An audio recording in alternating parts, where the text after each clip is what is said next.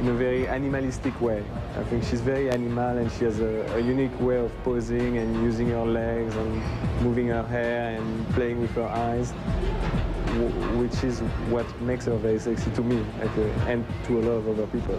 This isn't just about fame or addiction. It's about how powerful men in fashion, music, and media preyed on a teenage girl, and how those early manipulations snowballed into lifelong trauma. Stephanie Seymour wasn't just another fallen star. She was groomed, exploited, and discarded by the very men who built her career. Stephanie Seymour is so incredibly beautiful. She is the kind of woman who makes men crazy.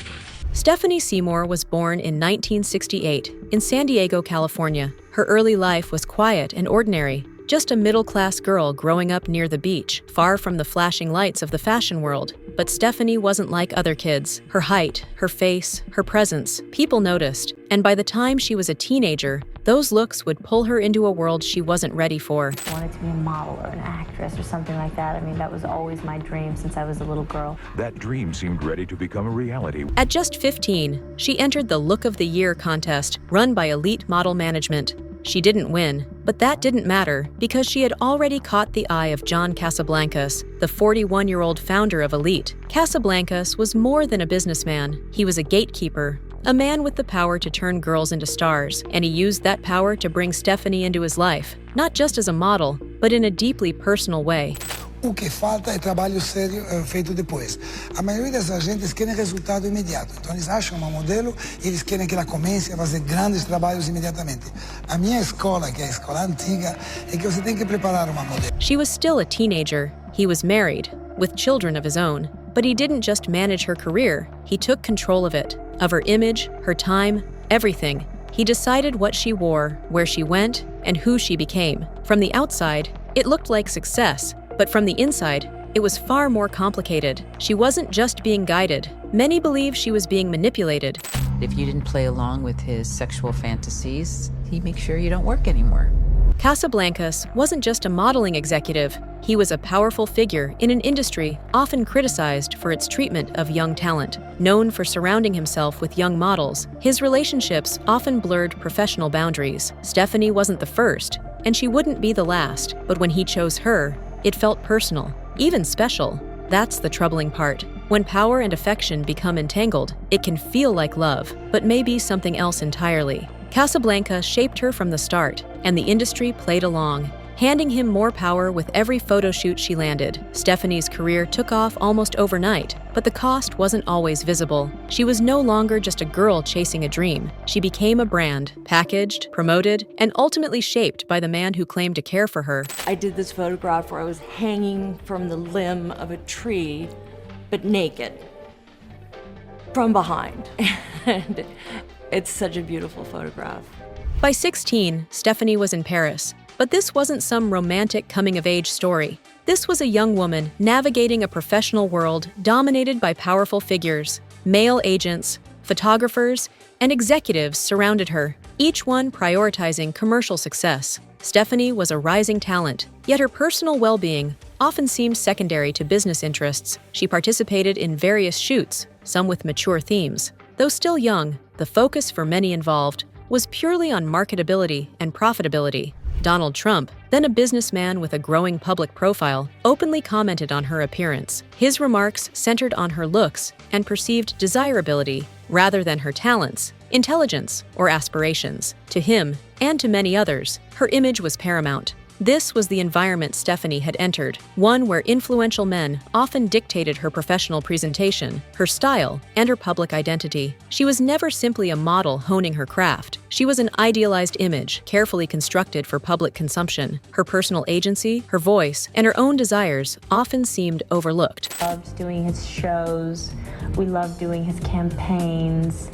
Everything was always the best. It was always to the maximum. She romped with Marcus Schenkenberg in these revealing Avedon photos. The support and safeguards that should have surrounded a young woman were notably absent. Instead of guidance, she encountered individuals who prioritized their own agendas. The very system that promised to elevate her profile simultaneously seemed to diminish her personal autonomy, shaping her into something she never fully intended to become. After leaving John Casablancas' agency, Stephanie entered another challenging period in the early 90s, forming a relationship with Axl Rose, the frontman of Guns N' Roses. To the media, it appeared to be a glamorous pairing of beauty and rock and roll.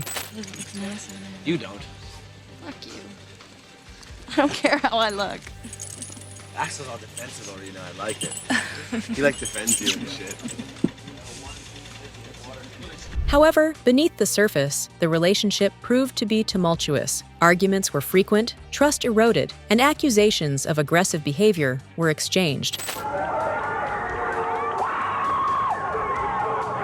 While Stephanie made claims, Axl also cited difficult interactions. The power imbalance was evident. Axl had immense fame, public platforms, and a large fan base. Stephanie, in turn, faced intense public scrutiny. Tabloids often sensationalized the situation, focusing on her reactions without fully exploring the dynamics of the relationship. What's it like working with your boyfriend? It certainly makes things a lot nicer. I mean, I'm a lot happier when he's around. I think he's a lot happier when I'm around. It was not a healthy partnership. It echoed a recurring theme she had known since she was young, a powerful figure who, after a period of intense involvement, moved on, leaving her to deal with the aftermath. The public often framed it as dramatic. For Stephanie, it was deeply impactful. She wasn't simply dating a rock star, she was navigating a highly challenging situation. That's really a drag. It really is. It's not something you want to get used to. To the outside world, Stephanie Seymour appeared perfect, graceful, composed, and effortlessly stunning. But the fashion industry demanded relentless perfection. She had to maintain a certain physique, remain polished, and project an image of desirability. There was little room for vulnerability or personal struggle. Consequently, she, like many others in her profession, resorted to external aids, medications for sleep, substances to manage weight, and alcohol to cope with emotional distress. These were not recreational choices. They were methods of enduring the pressures of her demanding career. Stephanie's youth was characterized by intense professional demands, leaving little space for typical adolescent development, only challenges often masked by her public persona. People just see the surface, and they don't really go any further than that. They don't get into the substance. Many men in her professional circle had their own objectives, and those who didn't directly exploit her still contributed to the prevailing environment by remaining passive. She was surrounded by individuals who prioritized their own interests or simply observed. No one genuinely stopped to inquire, "Are you okay?" No one offered, "You don't have to do this." To them, she wasn't a person. She was a commodity, a flawless image. And if it was causing her internal distress, it seemed largely overlooked, as long as the professional images remained appealing. It's been our position that this is an ordinary first offender drunk driving cases. Our experience has been most drunk drivers don't offend again. Miss Seymour has been appropriate all the way throughout this process. By the early 2000s, the strain on Stephanie Seymour's public image began to show. In 2000, she was involved in an incident with law enforcement during an intoxicated altercation. 9 years later, in 2009, she crashed her SUV in an upscale Connecticut neighborhood. Witnesses described her as disoriented and visibly under the influence. The incidents received widespread media attention. The same tabloids that once celebrated her now highlighted her struggles. Former supermodel Stephanie Seymour is asking to go to rehab after being arrested for 2 separate drunk driving accidents last month. CBS's Lou Young was in court when she made her entrance and exit in Stanford. But no one asked how she got there. No one looked back to the 15-year-old girl handed over to powerful men. No one pointed at the system that shaped her, controlled her, and then abandoned her. They just laughed. To the public, she was a mess. But in reality, she was a woman unraveling after years of being used, pushed, and discarded. Her breakdown wasn't sudden. It was the slow, inevitable result of a life built on exploitation. With a sparkle for any occasion. Can we go already? Like, we're in a hurry. Yo, Picasso, let's go!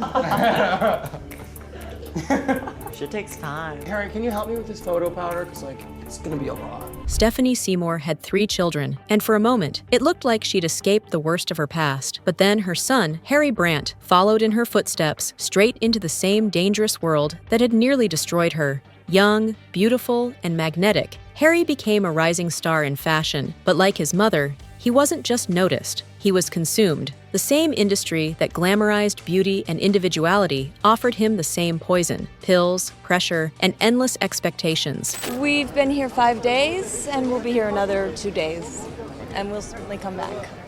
What about the sun? We're all having a really fantastic. Let's go.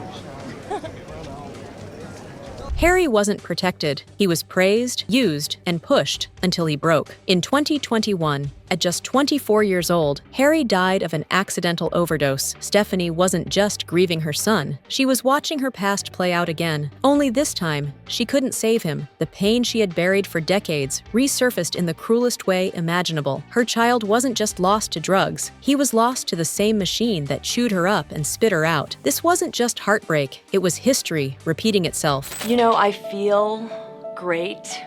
I feel confident. But when I look in the mirror, my reflection doesn't always match how I feel inside.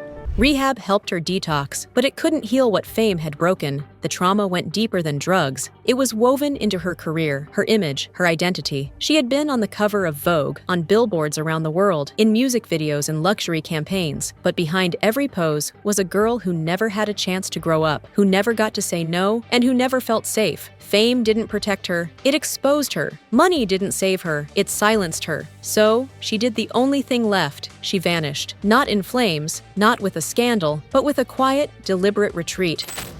I only do what I think is the very best. Well, I think it works for me. I think it's definitely a wise way to handle your career so you don't burn yourself out, so that you don't overexpose yourself. No more public appearances. No more magazine covers. She stopped performing. She stopped smiling on command. She withdrew from the industry that once worshipped her and then discarded her when the shine faded. It was an erasure, because when you spend your entire life being treated like a product, a thing to dress, display, and discard, eventually, you forget how to exist as a person. Stephanie didn't disappear because she was weak. She disappeared because no one ever let her be real. And maybe silence was the only control she ever truly had. I think there's a lot more possibilities. I think there's a lot of different roads that you can take. So it's interesting. You can really choose your route, and you can work as much as you want, work as little as you want. Stephanie Seymour wasn't ruined by bad decisions. She was ruined by a system built to exploit her, by men who saw a beautiful 15-year-old girl and turned her into a product, by agents, executives, photographers, and lovers who used her body, her image, her silence, and then blamed her when it all came crashing down. They called her a supermodel, but she was a teenager groomed to sell a fantasy, and when the fantasy cracked, she was the one left to fall. If Stephanie's story made you see the fashion world differently, hit like, share your thoughts below, and subscribe for more untold stories of fame, power, and the price some pay for beauty.